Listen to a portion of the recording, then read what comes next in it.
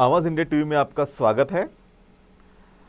महाराष्ट्र में कांग्रेस की भारत जोड़ो यात्रा शुरू है और इसको अच्छा रिस्पांस भी मिल रहा है। लेकिन इस भारत जोड़ो यात्रा की खबरें मीडिया से हमेशा की तरह गायब हैं। कई न कई ऐसे खबरें आ जाती हैं कि जिसकी वजह से भारत जोड़ो यात्रा का असर मीडिया में नज़र नहीं आता। हालांकि लोगों में इसका असर काफ़ी है। बहरहाल राजनीति कभी भी कैसे भी किसी भी वक्त करवट बदल सकती है। महाराष्ट्र में वंचित बहुजन आघाड़ी के प्रमुख जो है प्रकाश आंबेडकर एक बार फिर से राजनीति के केंद्र में आ गए हैं। इनका राजनीतिक कद फिर से एक बार बढ़ गया है। कुछ दिनों पहले ये चर्चा थी कि शिवसेना प्रमुख उद्धव ठाकरे और वंचित बहुजन आघाड़ी के प्रमुख प्रकाश आंबेडकर दोनों एक साथ आएंगे 20 नवंबर को। प्रबोधन.com नाम की एक वेबसाइट है। इस वेबसाइट का लोकार्पण समारोह मुंबई में होने जा रहा है 20 नवंबर को।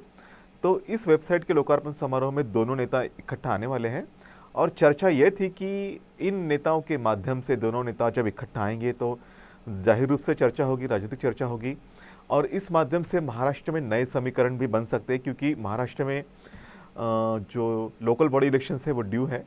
विशेषतः बीएमसी का इलेक्शन काफ़ी इम्पोर्टेंट है। लेकिन गुजरात चुनाव के बाद ही इस पर फैसला होगा कि चुनाव कब होने हैं महाराष्ट्र पे। बहरहाल की चर्चा जब ये थी, काफ़ी ज़ोरों पे थी महाराष्ट्र की राजनीति में कि प्रकाश आंबेडकर और उद्धव ठाकरे दोनों एक साथ आएंगे और फिर महाविकास आघाड़ी में और एक नया पार्टी और एक नई पार्टी का जो है शामिल हो जाएगी, वंचित बहुजन आघाड़ी। इन चर्चाओं के बीच आज महाराष्ट्र के सीएम एकनाथ शिंदे प्रकाश आंबेडकर से इन्हें मिले। बाबा साहब डॉक्टर आंबेडकर का जो घर है मुंबई में राजगृह, वहाँ पर भी प्रकाश आंबेडकर रहते हैं। तो इसी घर में ये मुलाकात हुई। एकनाथ शिंदे लगभग 1 घंटा थे। उन्होंने बाबा साहब डॉक्टर आंबेडकर को अभिवादन किया, माता रामाई को अभिवादन किया। बाबा साहब डॉक्टर आंबेडकर के जो फोटोग्राफ्स थे उनका अवलोकन किया। बाबा साहब का जो पढ़ाई का टेबल था उसे देखा। बाबा साहब का जो ग्रंथालय था उसे भी देखा। और फिर उसके बाद प्रकाश आंबेडकर और सीएम एकनाथ शिंदे दोनों के में बीच लगभग 15 मिनट तक चर्चा हुई। ये भी कहा जा रहा था कि डॉक्टर आंबेडकर का जो स्मारक है मुंबई में होने जा रहा है हिंदू मिल में, इसके बारे में भी शायद चर्चा हो सकती है। लेकिन मुख्य रूप से जो चर्चा थी वो राजनीतिक है या नहीं है, इस पर अभी कोई खबरें सामने नहीं आई है। महाराष्ट्र के सीएम एकनाथ शिंदे ने बाहर आकर ये कहा कि ये कोई राजनीतिक चर्चा नहीं थी, हम लोग सिर्फ बाबा साहब आंबेडकर का घर देखने आए थे। आज हमें काफ़ी अच्छा लगा कि इतना विशाल घर जो है राजगृह उन्होंने देखा और विशेषतः वहाँ का जो लाइब्रेरी है, स्टडी रूम है, देखकर काफ़ी प्रभावित भी है।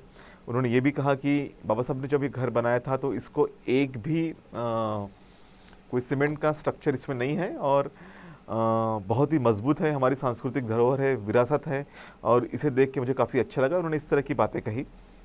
जब प्रकाश आंबेडकर से पत्रकारों ने सवाल किया कि आज सीएम एकनाथ शिंदे आपके घर में आए थे और काफ़ी देर तक आपकी मुलाकात भी चली, तो इसके कोई राजनीतिक मायने हो सकते हैं क्या? तो उन्होंने साफ तौर पर मना किया। उन्होंने कहा कि ये कोई राजनीतिक मुलाकात नहीं थी। और जब उन्हें ये पूछा गया कि क्या वो बीजेपी के साथ जा सकते हैं, तो बीजेपी के बारे में जाने के बारे में उन्होंने ये कहा कि बीजेपी के साथ हमारे वैचारिक मतभेद हैं।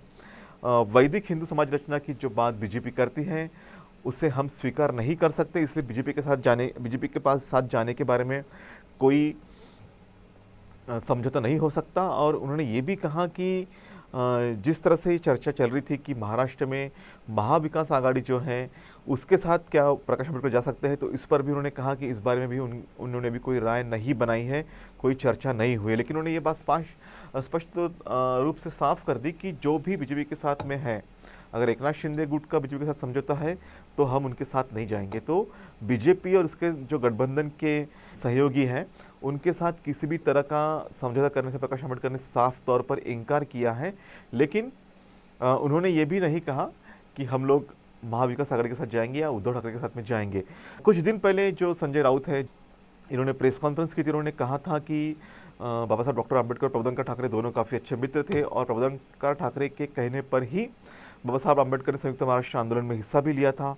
दोनों में काफ़ी अच्छी मित्रता थी और यही मित्रता को अब आगे नया रूप देने का प्रयास किया जा रहा है। उद्धव ठाकरे और प्रकाश आंबेडकर की जो मुलाकात होने वाली है इसमें कई संभावनाओं को जन्म मिल सकता है। उन्होंने ये भी कहा कि जिस तरह से प्रकाश आंबेडकर और शरद पवार जो एनसीपी के चीफ हैं, इनके बीच में बिल्कुल मनमुटाव है, पट्टी नहीं है। तो उन्होंने ये भी कहा कि राजनीति में कई बातें होती रहती है, ज़रूरी नहीं है कि अगर उनके आपस में कुछ बातें हो तो उसका कोई असर हो सकता है। उन्होंने ये भी कहा कि कोशिश करेंगे कि प्रकाश अम्बेडकर को भी हम अपने साथ में ले आए। तो ये जो था इशू कि प्रकाश अम्बेडकर के एक अभी राजनीति का केंद्र फिर से बन गए हैं और उनके साथ गठबंधन करने के लिए सभी दल जो है काफ़ी एक्साइटेड है, क्योंकि महाराष्ट्र में जो है गुजरात चुनाव के बाद में लोकल बॉडी इलेक्शन भी हो सकते हैं, और अगर फैसला सुप्रीम कोर्ट का आया तो शायद विधानसभा के मध्यावधि चुनाव भी हो सकते हैं। ऐसे में सभी लोगों को लगता है कि हमारे साथ में जो वोट बैंक है वो रहनी चाहिए। और प्रकाश अम्बेडकर ने जिस तरह से पिछले जो लोकसभा इलेक्शन था और विधानसभा इलेक्शन था, दोनों में काफ़ी अच्छे वोट हासिल किए थे उनके वंचित बहुजन आघाड़ी ने, तो इसलिए जाहिर है कि दोनों जो महाराष्ट्र के प्रमुख आघाड़ी है, महाविकास आघाड़ी हो या फिर बीजेपी और शिवसेना एकनाथ शिंदे जो है उनका गुट हो, दोनों में बीच में चर्चा चल रही है कि प्रकाश अम्बेडकर को भी अपने साथ लाया जाए, लेकिन उन्होंने बिल्कुल इस तरह से इनकार किया है। देखते हैं कि आने वाले दिनों में क्या होता है। हालांकि प्रकाश अम्बेडकर के जो रोल है इसके बारे में कुछ पत्रकारों ने संदेह जताया है। विशेषतः निखिल वागड़े सर ने कहा है कि महाराष्ट्र की राजनीति में कुछ भी हो सकता है। प्रकाश अम्बेडकर के बारे में उन्हें संदेह ज़रूर है। उनका यह कहना है कि उनकी भूमिका हमेशा बीजेपी के लिए प्रो होती है। सुनील खोब्रागड़े जो दैनिक जनतेच्या महानायक के संपादक है, उन्हें भी यही लगता है कि प्रकाश अम्बेडकर जी की भूमिका जो है वो शायद जैसे हम समझते हैं वैसी नहीं है। उनकी भूमिका से बीजेपी को फ़ायदा ही हो सकता है। बहरहाल अब अपने तर्क है, अब अपने लॉजिक है, लेकिन आने वाले दिनों में क्या होता है हम लोग देखेंगे। धन्यवाद।